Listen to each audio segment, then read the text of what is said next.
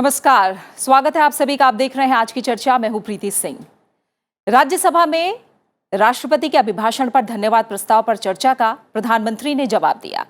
प्रधानमंत्री नरेंद्र मोदी ने सोमवार को राज्यसभा को संबोधित करते हुए कृषि कानूनों के मसले पर किसानों को पूरा भरोसा दिया।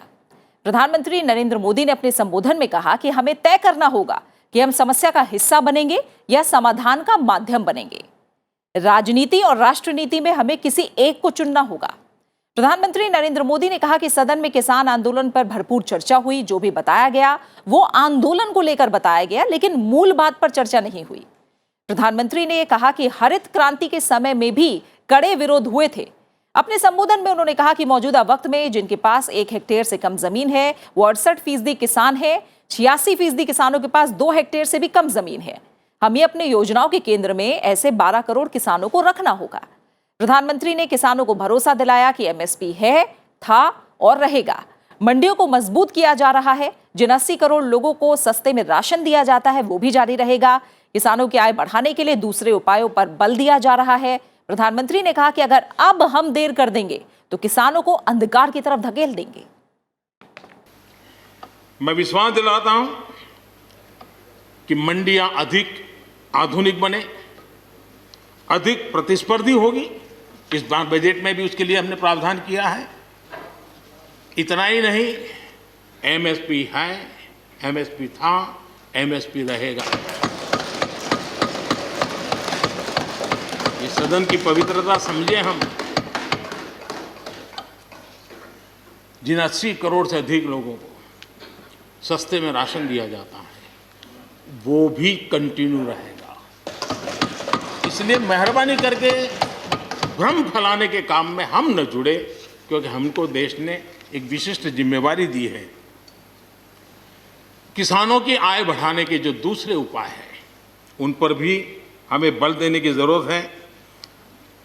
आबादी बढ़ रही है, परिवार के अंदर सदस्यों की संख्या बढ़ रही है, जमीन के टुकड़े छोटे होते जा रहे हैं। ऐसी स्थिति में हमें कुछ न कुछ ऐसा करना ही होगा ताकि किसानी पर बोझ कम हो और हमारे किसान के परिवार के लोग भी रोजी रोटी कमाने के लिए उनके लिए हम और अवसर उपलब्ध करा सकें। प्रधानमंत्री नरेंद्र मोदी ने किसानों से आंदोलन खत्म करने की अपील करते हुए उन्हें समझाते हुए कहा कि हमें आगे बढ़ना होगा। प्रधानमंत्री ने कहा कि बुजुर्ग आंदोलन में बैठे हैं, उन्हें घर जाना चाहिए। आंदोलन खत्म करें और चर्चा आगे चलती रहेगी। किसानों के साथ लगातार बात की जा रही है। अच्छा करने के लिए अच्छे सुझावों के साथ, अच्छे सुधारों की तैयारी के साथ हम सबको आगे बढ़ना चाहिए। मैं आप सबको निमंत्रण देता हूं, आइए हम देश को आगे ले जाने के लिए, कृषि क्षेत्र की समस्याओं का समाधान करने के लिए आंदोलनकारियों को समझाते हुए हमने देश को आगे ले जाना होगा। हो सकता है कि शायद आज नहीं तो कल जो भी यहाँ होगा किसी न किसी को ये काम करना ही पड़ेगा। आज मैंने किया है, गालियाँ मेरे खाते में जाने दो, लेकिन इस अच्छा करने में आप जुड़ जाओ। बुरा हो मेरे खाते में, अच्छा हो आपके खाते में, आओ मिलकर के चले।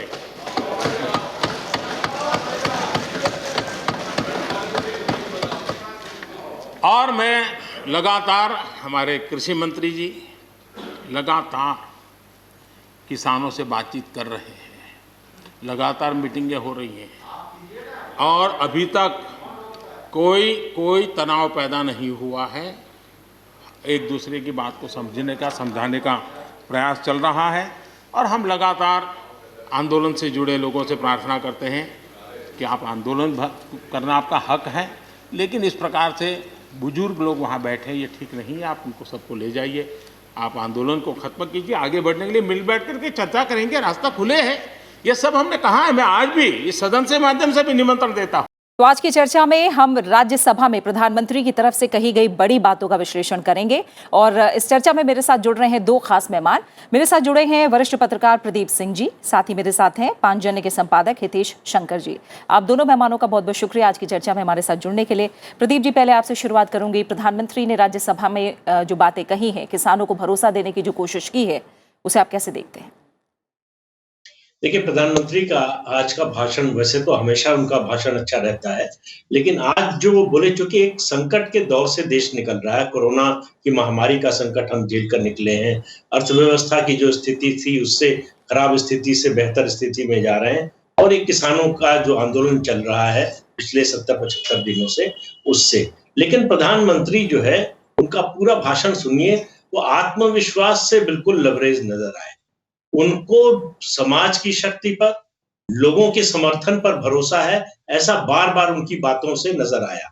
और उन्होंने वेद का एक उदाहरण देते हुए ये कहा कि अकेले नहीं है, संदेश देने की कोशिश की कि मैं अकेला नहीं हूं, मेरे साथ 130 करोड़ लोगों की आवाज है, मेरे साथ 130 करोड़ लोगों की दृष्टि है और उनका कर्म है। तो उन्होंने ये बताने की कोशिश की कि वो इन आलोचनाओं से, इस तरह के विरोध से डरते नहीं है। किसान मुद्दे की आंदोलन की बात पर उन्होंने कहा कि देखिए ये समय है, अगर अब भी देर कर दी कृषि सुधार में तो किसानों को अंधकार में धकेल देंगे। वो बार-बार इस बात को बताने की कोशिश करते रहे कि इन कानूनों में कुछ गलत नहीं है और साफ-साफ कहा भी कि इनको लागू होने का मौका तो दीजिए। फिर अगर आपको लगता है कि इसमें कुछ कमी है, सुधार की जरूरत है, तो सुधार करेंगे। उन्होंने कहा कि सभी कानूनों के साथ होता है, 3 महीने, 6 महीने, साल, 2 साल बाद जब कानून लागू होता है और फिर अनुभव आते हैं, लगता है बदलाव की जरूरत है, तो बदलाव होते हैं। तो उन्होंने विपक्ष से एक बड़ी गंभीर बात कही। उन्होंने कहा कि आप तय कर लीजिए कि आप समाधान का हिस्सा हैं या समस्या का हिस्सा है। तो समाधान का हिस्सा बनिए, तो किसानों से कहिए, समझाइए, उनकी गलतफहमी दूर कीजिए, ये आंदोलन खत्म कराइए, बातचीत हो सरकार से, जो सुझाव देंगे उसको सरकार मानने के लिए तैयार है। उन्होंने कहा हम कोई स्टैटिक उसमें जीने वाले लोग नहीं है, हम निरंतर बदलाव के पक्ष में रहने वाले लोग हैं। तो इसलिए हमारे सामने ये नहीं है कि हमने एक बार बना दिया तो अब खत्म, उसमें कोई बदलाव नहीं होगा। तो जो उन्होंने बातें कही, फिर उन्होंने अपील की एक तरह से पूरे विपक्ष से कि आइए मिलकर चलें, और एक हमला भी किया एक वर्ग पर। उन्होंने 2 चीजें कही कि हम लोग श्रमजीवी, बुद्धिजीवी सुनते रहे हैं, एक नई टर्म आई है, एक नई प्रजाति आई है, वो है आंदोलन जीवी। उन ऐसे लोगों से बचकर रहिए, ऐसे लोगों से देश को बचाना है। दूसरा, उन्होंने एक नया एफडीआई बताया कि फॉरेन डिस्ट्रक्शन आइडियोलॉजी जो है, विदेशों से ये जो आंदोलन के समर्थन के नाम पर लोग बोल रहे हैं, उन पर उन्होंने सीधा हमला किया। कोई बिना किसी लाग लपेट के सीधा कि ये देश के पक्ष में नहीं है, ये देश विरोधी ताकतें हैं, इनसे आप बचिए। उन्होंने विपक्ष के नेताओं की प्रशंसा भी की, जिन लोगों ने सरकार के काम की सराहना की, सहयोग किया, उनकी प्रशंसा की। तो कुल मिलाकर प्रधानमंत्री ने एक व्यापक अपील की विपक्ष से और पूरे देश से कि मिलकर आगे बढ़ें, आइए मिलकर समस्याओं को सुलझाएं। उनका नए सुझाव आएंगे तो नए सुधार भी होंगे। तो प्रधानमंत्री का सारा जोर ये था कि देखिए इन गलतफहमियों से, इन आशंकाओं से, इस तरह के विरोध की राजनीति से देश आगे नहीं बढ़ेगा। देश को आगे बढ़ाना है तो सबको मिलकर चलना पड़ेगा। ठीक है हितेश जी, जैसा प्रदीप जी भी बता रहे हैं, तमाम बड़ी बातें प्रधानमंत्री ने कही और उन्होंने कहा कि जो राष्ट्रपति के अभिभाषण पर धन्यवाद प्रस्ताव पर चर्चा हुई, उसमें ज्यादातर मुद्दा जो छाया रहा वो आंदोलन का मुद्दा छाया रहा। उन्होंने कहा आंदोलन के बारे में बात हुई, लेकिन मूल बात पर जो बात होनी चाहिए थी, कानूनों को लेकर जो बात होनी चाहिए थी, वो बात ज्यादातर सांसदों की तरफ से नहीं की गई। तो जो मूल कानून है उसके बारे में लोगों को समझाइए और उस पर बात हो। और साथ ही जो बड़े मुद्दे थे, एमएसपी को लेकर जिस तरह से उन्होंने कहा कि एमएसपी है और जारी रहेगी भी, मंडियों को लेकर भी उन्होंने बात कही। तो कुल मिलाकर आप ये जो कोशिश है प्रधानमंत्री की तरफ से, वो क्या लग रहा है, क्या संदेश लेकर आगे जा रही है? देखिए, प्रधानमंत्री जी का आज का जो संबोधन है, मुझे लगता है उसने विमर्श को नए बिंदु दिए हैं कई सारे, जिन चीजों के लिए अभी जैसे एक बात हो रही थी कि इस देश ने बुद्धिजीवी शब्द सुना है, श्रमजीवी शब्द सुना है, मगर आंदोलन जीवी जब प्रधानमंत्री ये कहते हैं तो मैं एक पुरानी चीज और रिकॉल कर देता हूँ। दिल्ली दंगों के बाद पूर्वी दिल्ली के सीबीडी ग्राउंड में उन्होंने कहा था कि ये संयोग हैं या प्रयोग हैं। आज ये पूरा आपदा काल अगर आप देखेंगे, जिसमें कोरोना भी है, चीन के साथ तनातनी लद्दाख बॉर्डर की भी है, और उसके बाद भारत की सफलताएं भी हैं, इस सब के बीच में उपद्रव का अखाड़ा बनाने की जो इसे कोशिश है, प्रधानमंत्री के आज के संबोधन को उस पूर्वी दिल्ली के जो संबोधन था, दोनों चीजों को जोड़कर देखेंगे कि ये संयोग थे या प्रयोग थे। क्या दिल्ली को उपद्रव की प्रयोगशाला बनाने की कोशिश हो रही है? आंदोलन के नाम पर उन्होंने यही कहा है, क्योंकि तब हमने देखा शाहीन बाग में जो लोग थे, आज वो आपको किसान आंदोलन, कथित किसान आंदोलन में ऐसे कहता हूं, उसके पीछे भी वही चेहरे खड़े हुए दिखाई देते हैं। ना उनको नागरिकता से कुछ लेना देना था, ना उन्हें खेती किसानी से कुछ लेना देना है, मगर उपद्रव की खेती वो बहुत अच्छे से करते हैं। फॉल्ट लाइंस पर किस तरीके से आते हैं, आज उन्हें बेपर्दा करने का काम बहुत आहिस्ता से ये मोदी जी ने किया है। और साथ ही जो एफडीआई की नई व्याख्या की बात है, वो भारत में उपद्रव के लिए जो विचारधाराएं काम कर रही हैं, आत्मनिर्भर भारत की बात हो, स्वदेशी की बात हो, स्वावलंबन की, वैक्सीन डिप्लोमेसी की बात हो, ये सारी चीजें आपको अच्छी लगती हैं, मगर सबको अच्छी लगे ये जरूरी नहीं है। चीन को अच्छी लगे जरूरी नहीं है, पाकिस्तान को अच्छी लगे जरूरी नहीं है। तो ये सबल भारत कुछ लोगों को खटक रहा है, मगर आप किसके पाले में खड़े हैं? जब उन्होंने कहा प्रधानमंत्री जी ने कि आप समस्या के साथ हैं या समाधान के साथ, तो यही कहा कि मजबूत भारत के साथ हैं या भारत को विखंडित करने का सपना देखने वालों के आप साथ हैं। ये मुझे लगता है विमर्श को नई धार देने का काम और मुद्दों पर स्पष्टता देने का काम, ये आज के भाषण से, आज के संबोधन से ऐसा होगा, मुझे निश्चित ही ऐसा लगता है। बिल्कुल। और प्रदीप जी, इस दौरान जो प्रधानमंत्री ने बातों का जिक्र किया, उन्होंने कहा कि पूर्व प्रधानमंत्री एच डी देवेगौड़ा सरकार के प्रयासों की सराहना उन्होंने की, उन्होंने सुझाव भी दिए। साथ ही उन्होंने चौधरी चरण सिंह जी के कथन का जो है वो भी जिक्र किया। कहा गया कि जब किसानों का सेंसस लिया गया तो 33% किसान ऐसे हैं जिनके पास ज़मीन 2 बीघे से भी कम है, 18% जो किसान कहलाते हैं उनके पास 2 से 4 बीघे ज़मीन कम है। और ये कहा उन्होंने कि कितनी भी मेहनत कर ले अपनी ज़मीन पर, लेकिन उनका गुजर बसर सही तरीके से नहीं हो सकता। शास्त्री जी की बात जिस तरह से उन्होंने कही कि कितना विरोध का सामना करना पड़ा, उन्हें एक तरह से अमेरिका का एजेंट कह दिया गया। हरित क्रांति के समय कड़ा विरोध रहा, लेकिन फिर भी आगे बढ़कर हमने देखा कि वो सुधार किस तरह के रंग लाए। और जैसा आपने भी कहा कि ये वक्त है कि सुधार होने चाहिए।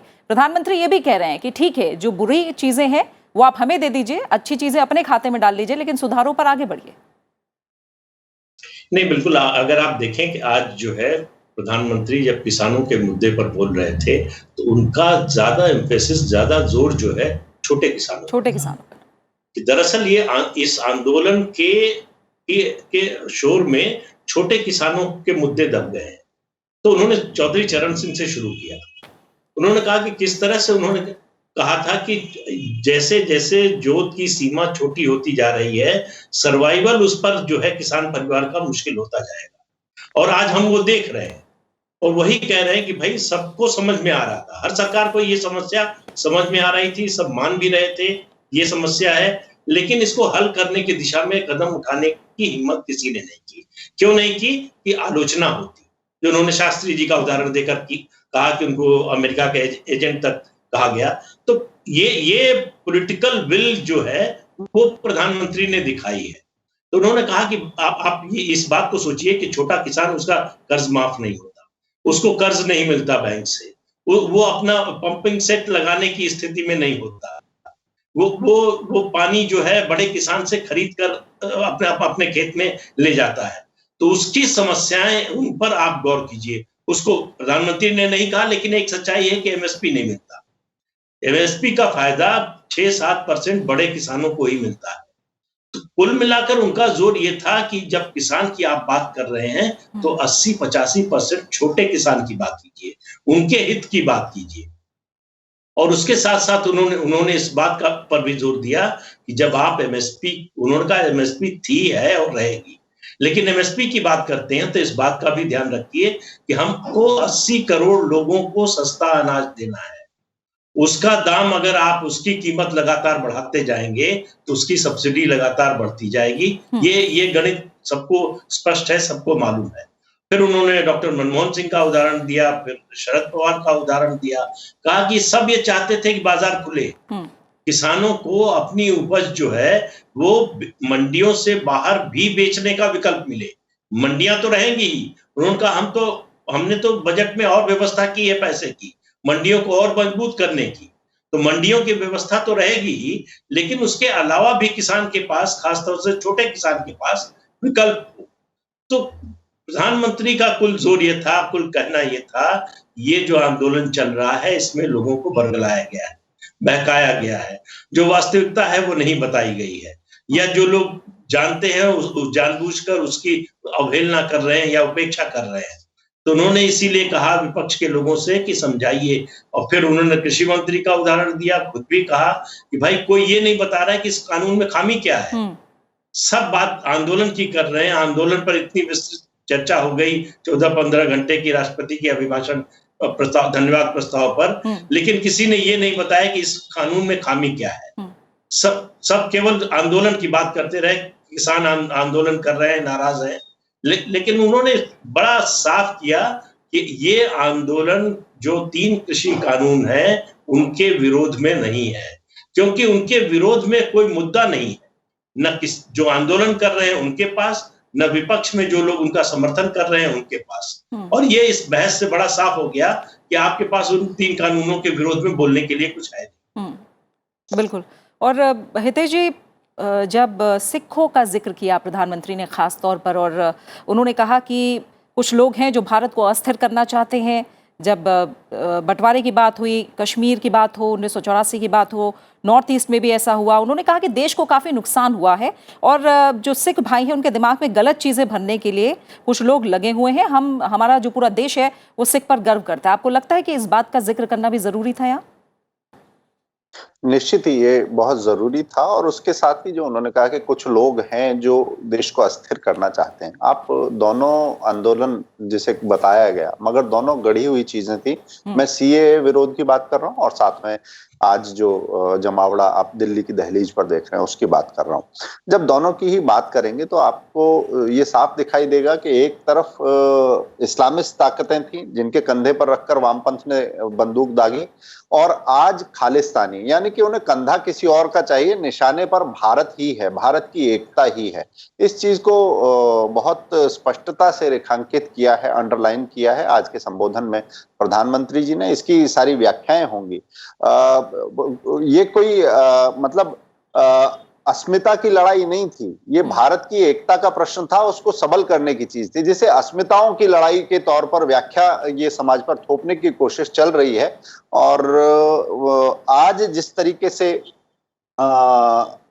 इशारों में प्रधानमंत्री जी ने चीजें रखी हैं, मुझे लगता है कि आने वाले हफ्ते में जब इसके अलग अलग बिंदुओं पर चर्चा होगी और चीजों को जोड़कर देखने का क्रम शुरू होगा, तो थोड़ी और व्याख्याएं खुली हो पाएंगी, पारदर्शी तरीके से उनके चेहरे भी सामने आने का क्रम शुरू होगा जो इस सारे उपद्रव के पीछे हैं। वास्तव में वो उनका खेती किसानी से कुछ लेना देना नहीं है, खेती किसानी से कुछ लेना देना नहीं है, मगर आंदोलन को कैसे चलाना है इसके लिए, चाहे रेहाना को पकड़ना हो, चाहे ग्रेटा से ट्वीट करवाना हो, उनके पास एक पीआर टीम है, एक मीडिया की ताकत है।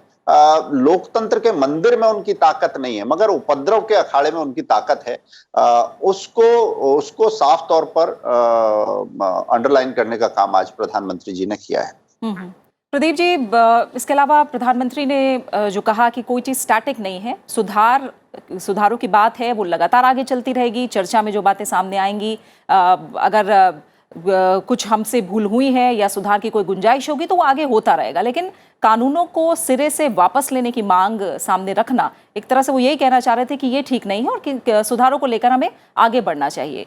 क्या इस संबोधन के बाद, प्रधानमंत्री के भरोसे की कोशिश के बाद, आपको लगता है कि आगे जो बातचीत होगी किसानों के साथ, उसमें कुछ रुख में बदलाव देखने को मिल सकता है?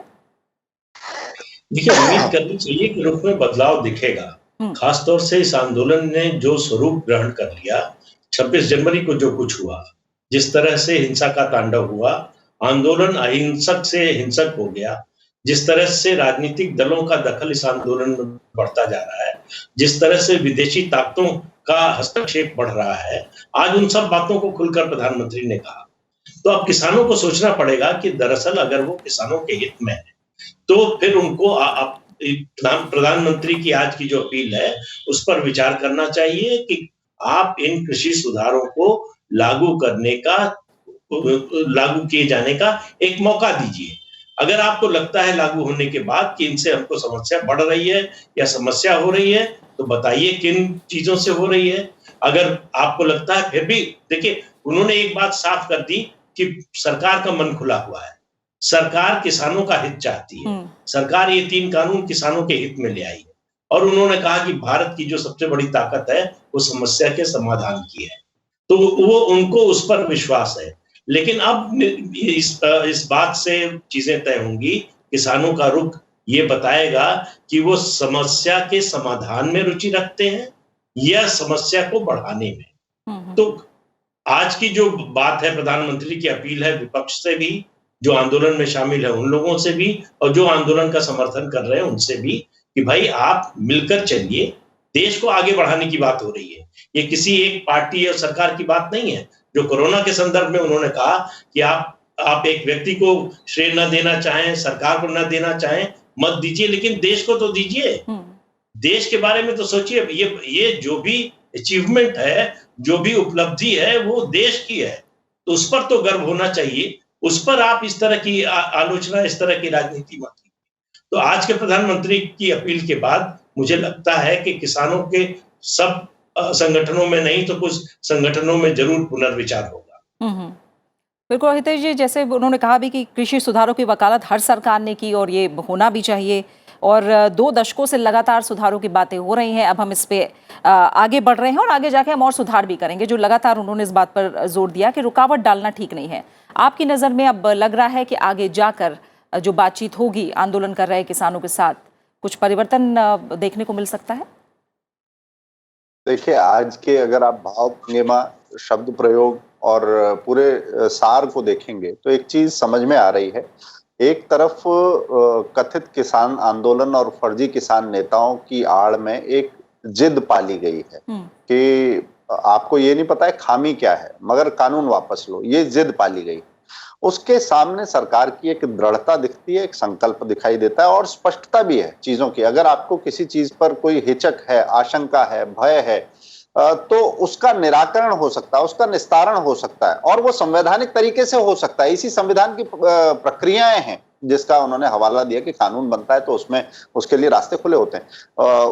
वो जिक्र उन्होंने किया है। साथ ही मैं एक चीज का और जिक्र करना चाहूंगा कि ये पहली बार राजनीतिक इच्छा शक्ति का इतना बड़ा प्रयोग हम भारतीय लोकतंत्र में देख रहे हैं। ये कुछ लोग जो 2 बहस हमारे लोकतंत्र में चलती थी कि घोषणा का क्या है, घोषणा कोई भी कर सकता है, और उसके बरक्स भाजपा बोलती थी, उनका नारा था कि जो कहते हैं सो करते हैं। तो घोषणा पत्र में तो ये सबने बात यही कही थी, मगर भाजपा ने जो कहा वो करके दिखाया। सबसे जो कमिटमेंट है, जो जनता से उनका वादा है, जिसके लिए उनको इतना प्रबल बहुमत मिला है, उन्होंने ये साबित किया कि घोषणा पत्र में बाकी सब चाहे कह के मुकर जाते हों, हमने जो कहा है वो करेंगे। क्योंकि ये बात सबने अपने घोषणा पत्र में लिखी थी, मगर इसे ओन करने की हिम्मत किसी में नहीं है आज।